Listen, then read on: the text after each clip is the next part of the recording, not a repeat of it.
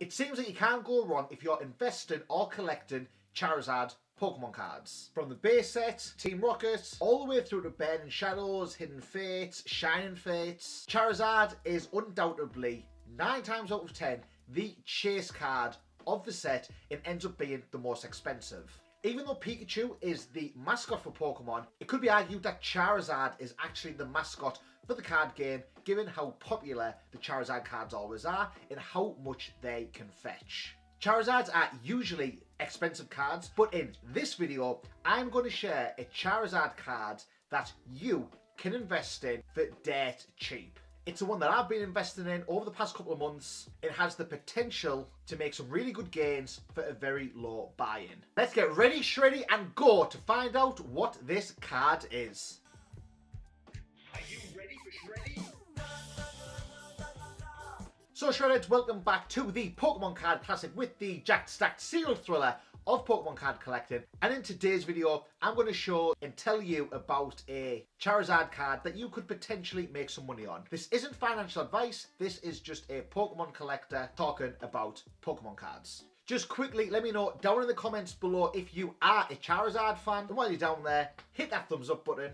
So what is the Charizard investment opportunity that I'm sharing with you today? Well, it's this right here. Now, I already know that you guys are groaning because, oh, well, what's exciting about one of the newest decks that are available? Sword and Shield Vivid Voltage Charizard theme deck. This thing is still available at retail over here in the UK. And because of that, it's still a chance for you to pick it up for RRP. And I genuinely think this has some potential to go up in value, which means you can make money. Let's get into why. Okay, so first up, Charizard cards are always popular. Now, usually the Charizard card would be the chase card of the set. With Vivid Voltage, that's not the case.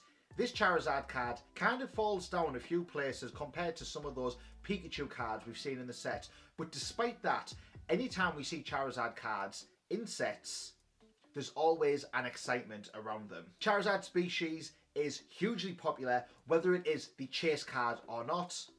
And even when it isn't the chase card, it's still a cool card that people want to go out and want to collect. A good example of this would be in the Japanese exclusive set, the VS series, the Verse series, when Lance's Charizard was featured in that set as just a common card. But if you look at the prices of that card now in a PSA 10, quite expensive compared to some of the other cards in that set.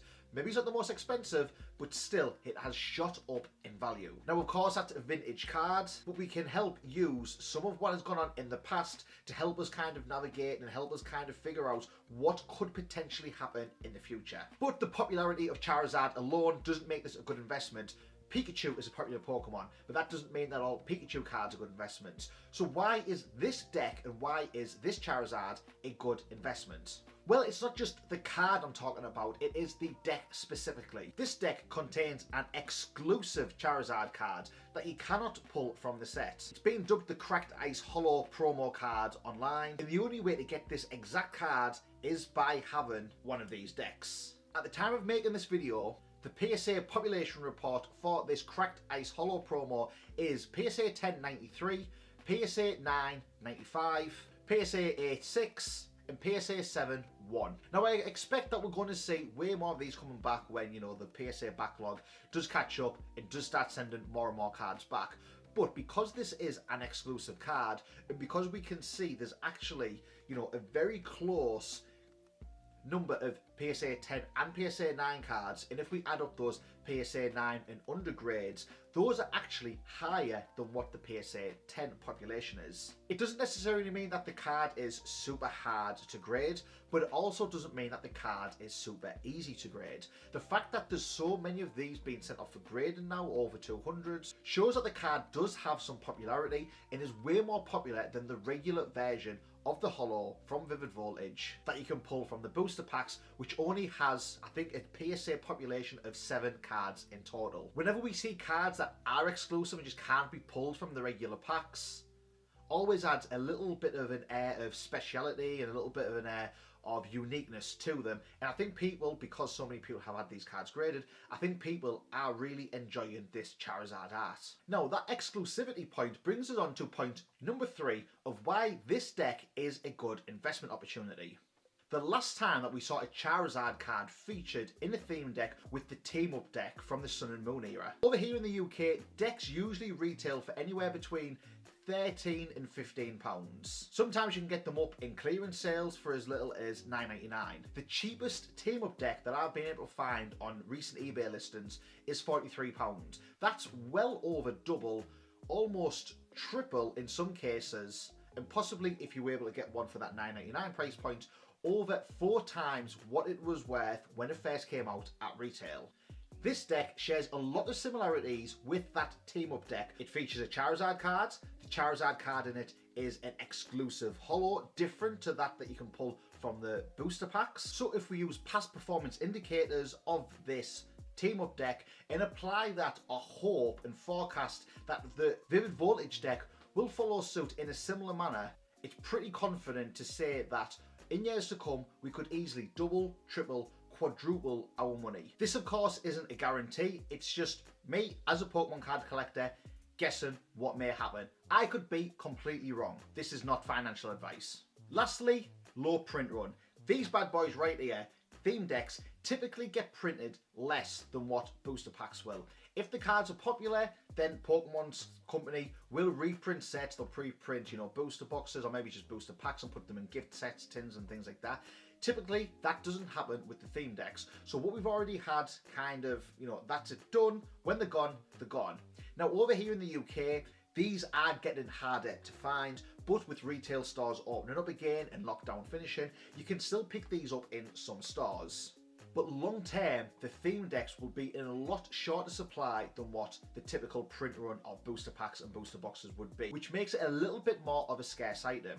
Now, I'm not saying this deck is scarce at all, because it'll be, mass produced and there's absolutely loads out there. But because these are decks, a lot of people will probably be buying them to actually play the card game with. A lot of people just entering the card game, a lot of noobs will see it, buy the deck and start playing it. The beauty of these theme decks is that you've got that guaranteed card inside, it's packed fresh, you can send it off for grading. Now of course, any time that an item is produced less and is a little bit more scarce, it makes it a little bit more of a collector's piece and there's more of a chance that that item could go up in value. When you combine all these factors together and when you consider it's a freaking Charizard, I think for a price point of anywhere around £13, it might be $20, $25 over in America, it's a very affordable item to pick up, put away, keep it sealed and make some money on it in the long run. The worst case scenario with this is you're going to be able to, if you need to sell it in a rush, sell it for what it would sell for, slightly above retail at the minute, because on eBay, even though you can pick these up at retail still, I'm seeing these selling for anywhere between £15 and £20 on eBay. So even if you were looking for a quick flip, you're able to make your money that way as well. What I'm basically saying is it's a very low price point to enter. There's got some good potential for it to make money. But if you are a conservative investor and a conservative collector, it's very unlikely that you're going to lose money on this item if you keep it sealed. And even if you need to sell it in a rush, chances are you'll be able to make a little bit of profit from it.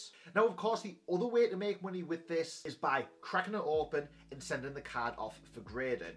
We already looked at that PSA population report earlier. If we were to say that your card was going to get graded a 9, an average price point on these seems to be anywhere between kind of that $65 up to $90. If your card is to get a PSA 10, nearly every single one of these PSA 10 that have sold have gone so for over $200. So even by the time you add your grading fees on top of that, you're going to be able to make some easy money even if you do get that PSA 9.